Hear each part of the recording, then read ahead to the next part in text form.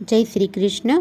આજના વિડીયોમાં આપણે અષાઢ માસના સુદ પક્ષની એકાદશી કે જેને દેવપોઢી કે દેવસઈની એકાદશી કહેવામાં આવે છે, આ એકાદશી વ્રતનો મહિમા, તેની પૂજન વિધિ અને તેની વ્રત કથા સાંભળીશું. મંગલમ ભગવાન વિષ્ણુ મંગલમ ગરુડધ્વજ મંગલમ પુંડરીકાક્ષ મંગલાય તનોહરે. બોલો જગતના પાલનહાર ભગવાન શ્રી હરિનારાયણની જય. અષાઢ માસના સુદ પક્ષની એકાદશી કે જેને દેવશયની એકાદશી, દેવપોઢી એકાદશી કે દેવશયન પર્વ તેમજ પદ્મા એકાદશીના નામે ઓળખવામાં આવે છે. બધી જ એકાદશીઓમાં આ એકાદશીનું મહત્ત્વ ઘણું જ વધારે છે. આ એકાદશી વર્ષની સૌથી મોટી એકાદશી કહેવામાં આવે છે.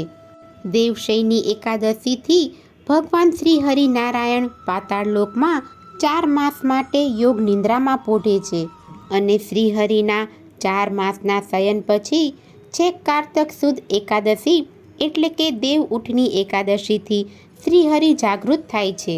આ 4 માસના સમયગાળાને ચાતુર્માસ કહેવામાં આવે છે. સૌ પ્રથમ આપણે જાણી લઈએ કે આ એકાદશી વ્રતની તિથિનો પ્રારંભ ક્યારે થાય છે. 24 જુલાઈ 2026 સવારે 9:12 આસપાસ શરૂ થાય છે, તો આ તિથિ પૂર્ણ 25 જુલાઈ 2026 સવારે લગભગ 11:30 વાગ્યાની આજુબાજુ પૂર્ણ થાય છે. ઉદયાત તિથિ અનુસાર હંમેશા એકાદશીનું વ્રત કરવાનું હોય છે. આથી 25 જુલાઈ 2026ના દિવસે એકાદશીનું વ્રત કરવાનું રહેશે તથા એકાદશી વ્રતના પારણા 26 જુલાઈ 2026 સવારે લગભગ 5:30 વાગ્યાથી લઈ અને 8:30 વાગ્યા સુધીમાં કરી લેવાના રહેશે. આજે દેવપોઢી એકાદશીના દિવસે જગતપિતા ભગવાનને પોઢાડવામાં આવે છે અને તુલા સંક્રાંતિની એકાદશીના દિવસે જગાડવામાં આવે છે.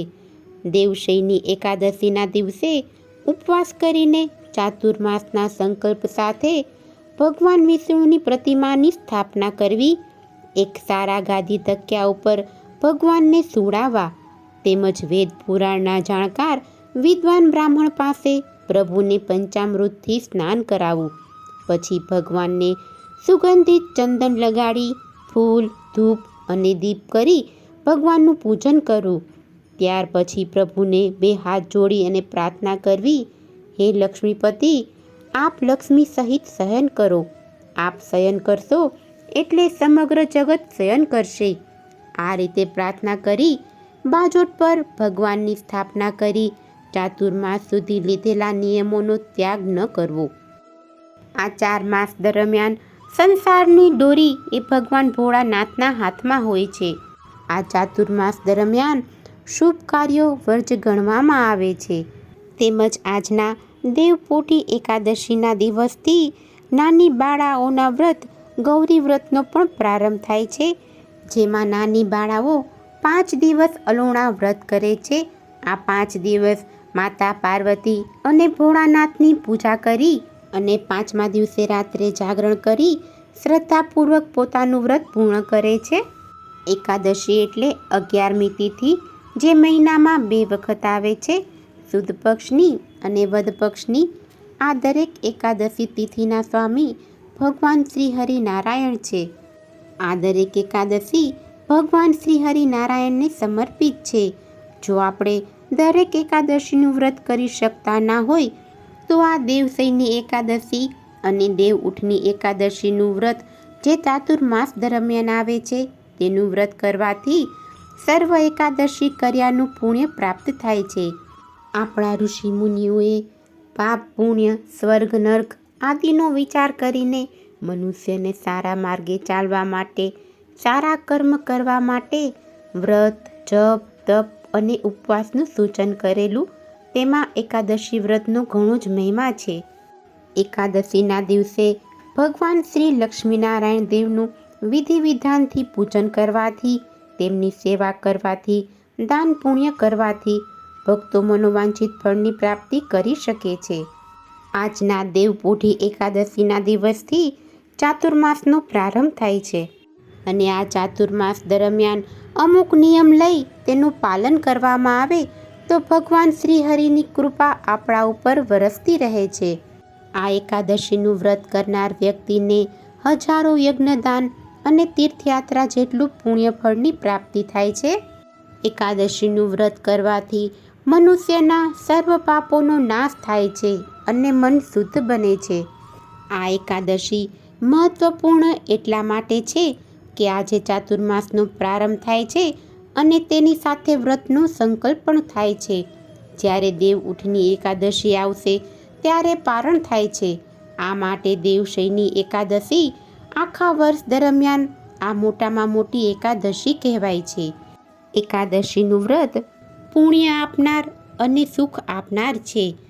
આપણા હિન્દુ ધર્મમાં દેવશયની એકાદશીના દિવસે જગતના પાલનહાર ભગવાન શ્રી હરિ વિષ્ણુ ક્ષીરસાગરમાં વિશ્રામ કરવા માટે જાય છે અને લગાતાર 4 માસ સુધી ભગવાન નારાયણ યોગ નિંદ્રામાં પોઢે છે. ત્યારે ભગવાન મહાદેવ આ જગતનો કાર્યભાર સંભાળે છે.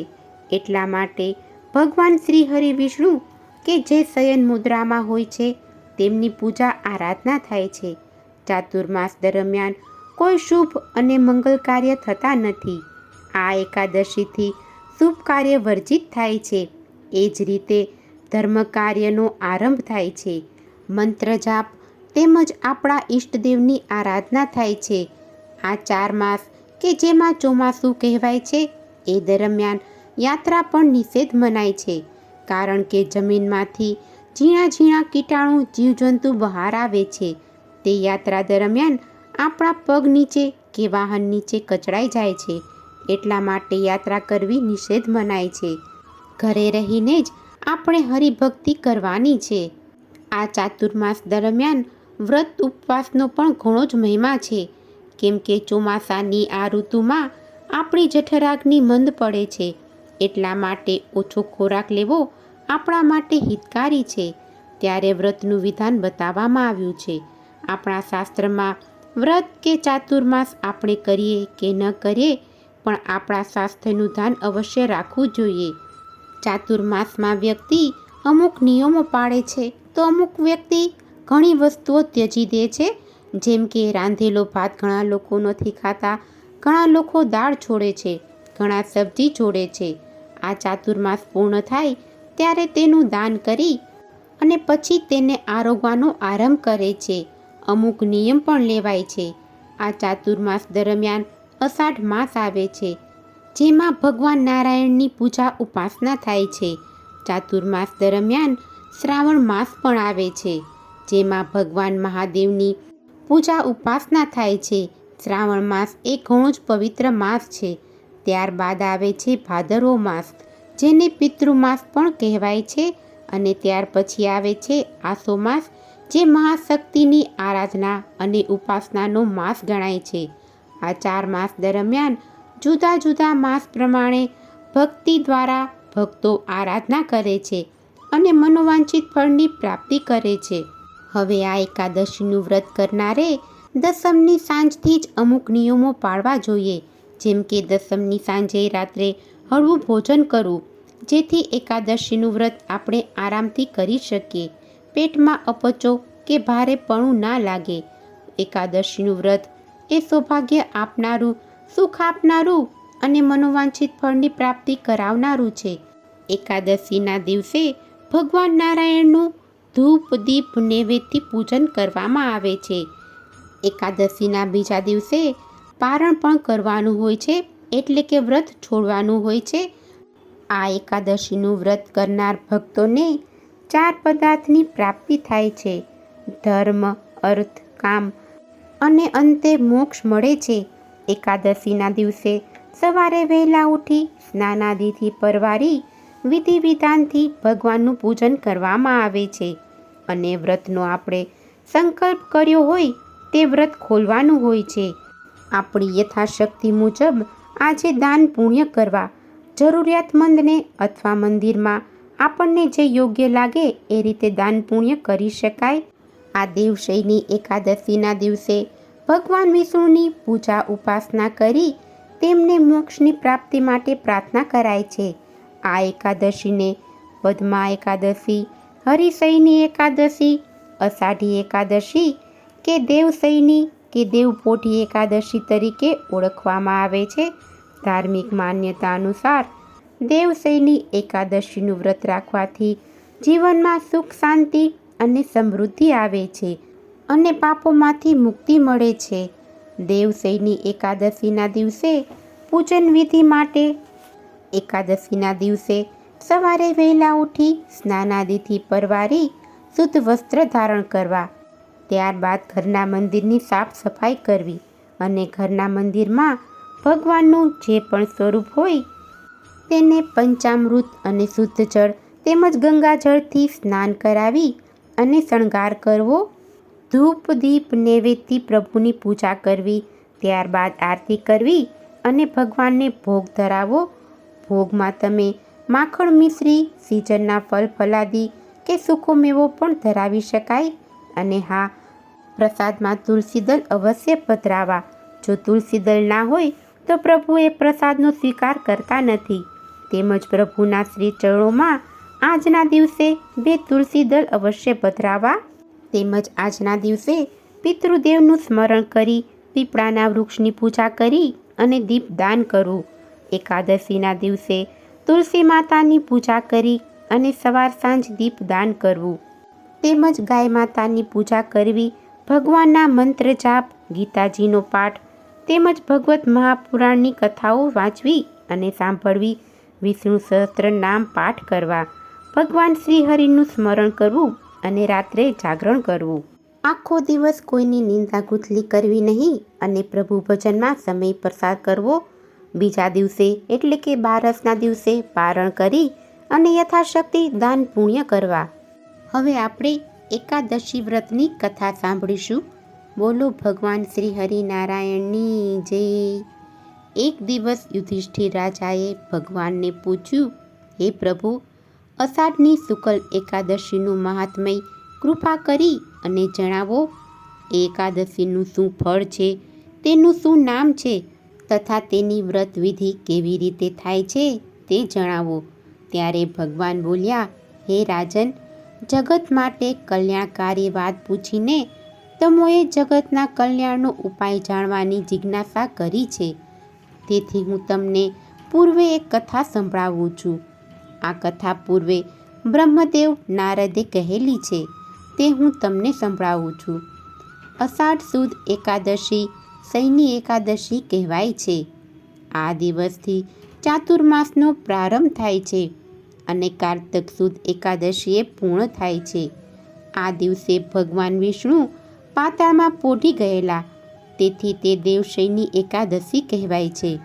અને ભગવાન કારતક સુધી એકાદશીએ જાગૃત થાય છે. આમ આ 4 માસનો સમય ચાતુર્માસ ગણાય છે. પૂર્વે સૂર્યવંશમાં માંધાતા નામે સત્યવાદી રાજા થઈ ગયો. તે પ્રજાપ્રિય અને ધર્મિષ્ઠ રાજા હતો. પ્રજા બધી વાતે સુખી હતી, પણ એક વખત તેના રાજ્યમાં દુકાળ પડ્યો. વરસાદ નહીં વરસવાથી અન્ન પેદા ના થયું. લોકો ભૂખના દુઃખે ત્રાસી ગયા. તેથી યજ્ઞો તથા વેદ અધ્યયન પણ વિસરી ગયા. કેમ કે ખાવા અન્ન ન હોવાથી આખો દેશ ક્ષુધા પીડિત થઈ ગયો.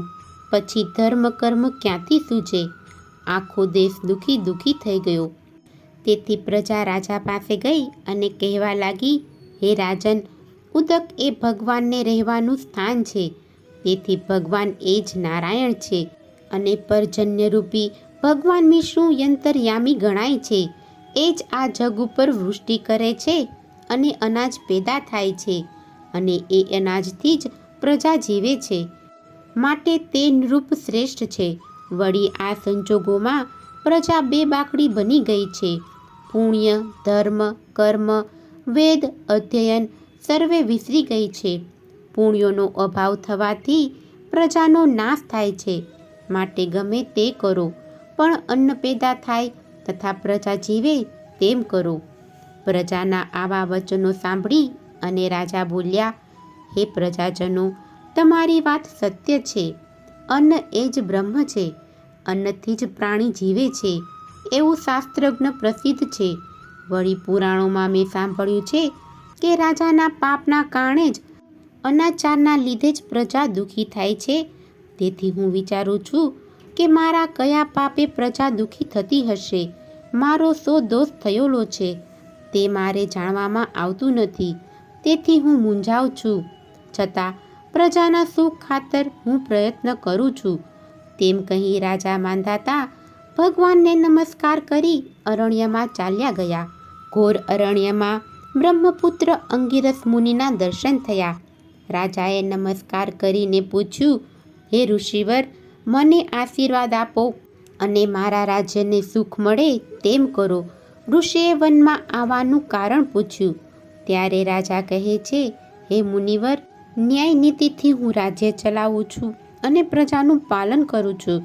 છતાં મારા રાજ્યમાં અનાવૃષ્ટિ તથા દુષ્કાળ કેમ પડ્યો તેના સંશયના નિરાકરણ માટે હું જંગલમાં આવ્યો છું અને આપના દર્શન થયા. આપ કૃપા કરી મારો સંશય દૂર કરો. ત્યારે ઋષિ કહે છે, હે રાજન, ચારેય યુગમાં ઉત્તમ યુગ સતયુગ છે. આ યુગમાં ધર્મિષ્ઠ બ્રાહ્મણને તપ કરવાનો અધિકાર છે. અન્ય લોકોને આ અધિકાર નથી. છતાં પણ હે રાજા, કોઈ તારા રાજ્યમાં કોઈ અનધિકૃત વ્યક્તિએ તપ કર્યું હશે તે કારણે વૃષ્ટિ થઈ નથી. પરંતુ તપ કરનારને અપરાધ વગર મરાય નહીં. તે માટે દુઃખ નિવારવા સારું તું અષાઢ માસની શુક્લ પક્ષની એકાદશીનું વ્રત કર. આ એકાદશી શયની એકાદશીના નામે ઓળખાય છે. અંગિરસ મુનિના વચનો સાંભળી રાજા પોતાના નગરમાં પાછો આવ્યો અને અષાઢ માસ આવતા શુક્લ એકાદશીનું વ્રત કર્યું.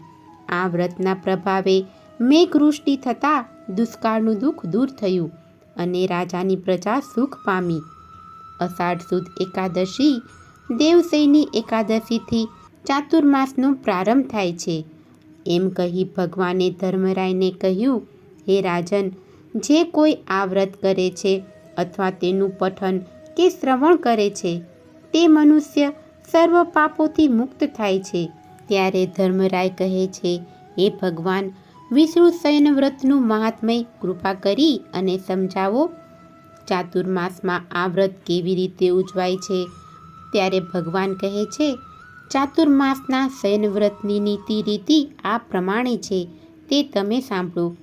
કર્ક સંક્રાંતિમાં અષાઢ સુદ એકાદશીના દિવસે ભગવાન વિષ્ણુને સુવડાવવા સુશોભિત પલંગ ઉપર રેશમી ગાદી, તકિયા, ઓશિકા અને સ્વચ્છ વસ્ત્રો પાથરી જગત નિયંતા પ્રભુ વિષ્ણુને પોઢાડવા ઉત્તમ ગુણવાળા પુરોહિતને બોલાવી દૂધ, દહીં, ઘી, મધ અને ખાંડથી એટલા પંચદ્રવ્યોથી પંચામૃતથી ભગવાનને સ્નાન કરાવવું તથા ચંદન સ્પર્શથી ભગવાનને સુવાસિત કરવા અને ધૂપ, દીપ, પુષ્પોથી ભગવાનનું પૂજન કરવું અને પ્રાર્થના કરવી, હે જગતપતિ, હે લક્ષ્મીપતિ, અમારા ઉપર કાયમ પ્રસન્ન ચિત્તે રહેજો. આપે શયન કર્યું છે તેથી સર્વ જગત સૂતું છે. આ પ્રમાણે ભગવાનને શયન કરાવી ચાતુર્માસના નીતિ નિયમો ગ્રહણ કરવા, પ્રાતઃકાળે સ્નાન સંધ્યા કરવી, દંતધવન વિધિપૂર્વક કરવા. વ્રતનો આરંભ અષાઢ માસના કર્ક સંક્રાંતિના સમયમાં આઠમ, એકાદશી કે દ્વાદશી પૂર્ણિમાના દિવસે કરવો. વ્રતના 4 માસ કરી કાર્તક શુક્લ એકાદશીના દિવસે સમાપ્ત કરી પૂર્ણાહુતિ કરવી. હે ધર્મરાય, અષાઢી શુક્લ એકાદશીના દિવસે ઉપવાસ કરી કોઈ નિયમ કરવો અને આવો નિયમ કરવાથી 12 માસના પાપ નષ્ટ થાય છે. સ્ત્રી તથા પુરુષ ગમે તે વ્યક્તિ આ ચાતુર્માસનું વ્રત વિધિપૂર્વક કરી શકે છે. આ પ્રમાણે વ્રત કરનાર સ્ત્રી અથવા પુરુષ કોઈ પણ વ્યક્તિ પાપમાંથી મુક્ત થાય છે. દર વર્ષે પ્રભુનું સ્મરણ કરી વ્રત કરનાર સૂર્યરૂપી તેજસ્વી વિમાનમાં વિષ્ણુ લોકમાં જાય છે. દેવ મંદિરમાં સ્વચ્છતા જાળવી, નિર્મળ જળનો છંટકાવ કરી, છાણથી લીપીને રંગોળી પૂરનાર, 4 માસના વ્રતના પૂર્ણાહુતિએ યથાશક્તિ દાન કરનાર તથા બ્રહ્મભોજન કરાવનાર 7 જન્મ પર્યંત ધર્મપરાયણ બને છે. પંચામૃતથી 12 માસ ભગવાનને સ્નાન કરાવનાર, વિષ્ણુ રૂપ પ્રાપ્તિ મેળવે છે. રાજા હોય તેને ફળસહ પૃથ્વી દાન કરવાનું મહાત્મય અનેરું ગણાય છે. જે નૈવેદ્ય સુવર્ણ અને પુષ્પદેવને અર્પણ કરશે તે અક્ષય સુખ પ્રાપ્તિ ભોગવશે. 4 માસ પૂર્યત તુલસીથી દહીં પૂજન કરનાર તથા સુવર્ણની તુલસી દાનમાં દેનાર સુવર્ણ વિમાનમાં બેસી વૈકુંઠમાં જાય છે. ગુગળ ધૂપ દીપ અર્પણ કરનાર સઘળા સુખો ભોગવનાર શ્રીમંત બને છે. આમ વ્રત પૂર્ણાહુતિ સમયે ભૂમિદાન શ્રેષ્ઠ ગણાય છે. 4 માસ સુધી ભગવાન વિષ્ણુની પવિત્ર પીપળાની પ્રદક્ષિણા કરનાર સ્વર્ગમાં જાય છે. વિષ્ણુ ચરણામૃત પ્રાશન કરનાર 108 વખત ગાયત્રી જાપ કરનાર પ્રાતઃકાળે ભગવાનનું જનાર્દનનું ધ્યાન ધરનાર તથા સૂર્યનારાયણને અર્ધે ધરનાર લાલ વસ્ત્ર તથા ગાય અર્પણ કરનાર દીર્ઘાયુષ્ય કીર્તિ અને લક્ષ્મી મેળવે છે. બ્રાહ્મણને તેલપાત્રનું દાન કરનાર આરોગ્યપૂર્ણ દીર્ઘાયુષી સંતાન મેળવશે. 4 માસની તિથિ વ્રત કરનાર રોગહીન કષ્ટરહિત સઘળા સુખો ભોગવે છે. સુસ્વર ઘંટ અર્પણ કરવાથી સૂર્ય નમસ્કારથી આયુષ્ય અને ઐશ્વર્ય પ્રાપ્ત કરે છે. વ્રત સમાધિ વેળાએ સિંદૂર અને અરુણ જેવી પ્રભાત સમયે સુવર્ણ સૂર્યનું દાન કરવાથી ભગવાનની કૃપા મળે છે. યથાશક્તિ ત્રાંબાનું રૂપાનું દાન કરવાથી પુત્રની પ્રાપ્તિ થાય છે. 4 માસ સુધી વસ્ત્ર કરનાર ચંદન અને પુષ્પથી ભગવાનનું પૂજન કરનાર કુબેરની જેમ ધન પ્રાપ્તિ મેળવે છે. ગોળ ખાંડ દાનમાં આપનારને સૂર્યદેવ સંતુષ્ટ થઈ વાંછિત ફળ આપે છે. દેવશયન પછી ચાતુર્માસમાં સૂંઠ મરી દાનમાં દઈ ભગવાનનું નામ સ્મરણ કરશે તે બ્રાહ્મણને દાન આપશે તે સર્વ રોગ મુક્ત બનશે. મોતી તથા માણેક વગેરેનું દાન કરનાર ધનવાન બનશે. ચાતુર્માસના સમયે પ્રત્યેક દિવસે ઘીથી ઘડો ભરી વસ્ત્રથી વીંટી દક્ષિણા સાથે દાન કરે છે. સ્ત્રીરૂપ લક્ષ્મીને લક્ષ્મી જાણી પૂજન કરે છે અને પ્રભુ સ્મરણ કરે છે. જીતેન્દ્રિય બની તાંબુલ વર્જ ગણી દાનમાં આપે છે તથા ફળોનું દાન કરે છે ઘોડાનું દાન કરે છે તે સર્વને સંસ્કારી વિદ્વાન સંતતિ પ્રાપ્ત થાય છે.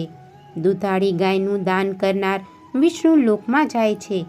4 માસ સુધી નખ ન કાઢનાર ભૂશયન કરનાર આરોગ્યવાન અને ધાર્મિક રાજ્ય પદ મળે છે. દૂધ દહીં ઘી વગેરે બ્રાહ્મણને કાર્તિક માસમાં દાન કરનાર શિવલોકમાં જાય છે. ભાવતા ફળો અને શાક વર્જે ગણી ખાવાનું છોડનાર ઈષ્ટદેવનું સ્મરણ કરનાર કીર્તિસહ સ્વર્ગમાં જાય છે. શ્રાવણમાં શાક ભાદરવામાં દહીં આસોમાં દૂધ અને કાર્તિકમાં દ્વિદળ જેમ કે ચણા તુવેર વાલ વટાણાનો ત્યાગ કરનાર તથા સવાર સાંજ ભગવાનનું ધ્યાન પૂજન કરનારને વૈકુંઠમાં વાસ મળે છે. વિષ્ણુ ગીત કરનાર ગાંધર્વ બનશે. એકાત્રા ઉપવાસ કરવાથી બ્રહ્મલોકમાં પૂજનીય પદ પ્રાપ્ત કરે છે. 4 માસ સુધી વાળ નખ નહીં કાપનાર લાંબુ આયુષ્ય મેળવશે. 3 રાત ભોજનનો ત્યાગ કરવાથી હરિપદની પ્રાપ્તિ થશે. આવા વ્રતોના પ્રભાવથી ભગવાન સંતુષ્ટ થાય છે. દૂધ દરિયામાં શયન કરનાર પ્રભુ જે દિવસે શયન કરે છે અને જાગૃત થાય છે તે બંને દિવસો એટલે કે અષાઢ શુક્લ દેવશયની એકાદશી અને કાર્તક શુક્લ દેવ ઉઠી એકાદશીના ઉપવાસ કરે છે. પવિત્ર મનથી શ્રેષ્ઠ પૂજન કરે છે. શ્રદ્ધા અને આસ્થાથી ભગવાન વિષ્ણુનું સ્મરણ દાન દક્ષિણાથી પવિત્ર મનથી જીવન ગાળે છે તેને ભગવાન વિષ્ણુ ઉત્તમ ગતિ આપી વિષ્ણુલોકની પ્રાપ્તિ કરાવે છે અને પાપ રહિત બની મનુષ્ય દેવ ગતિ પામે છે. આમ આ દેવશયની એકાદશી અને આજથી શરૂ થતા ચાતુર્માસનું મહાત્મય તેનો મહિમા ઘણો જ મોટો છે. બોલો લક્ષ્મીપતિ ભગવાન શ્રી હરિનારાયણની જય. જો તમને આજની આ કથા પસંદ આવી હોય તો એક લાઈક આપી ચેનલને સબસ્ક્રાઈબ કરો. આજની આ કથા સાંભળવા બદલ આપનો ખૂબ ખૂબ આભાર. જય શ્રી કૃષ્ણ.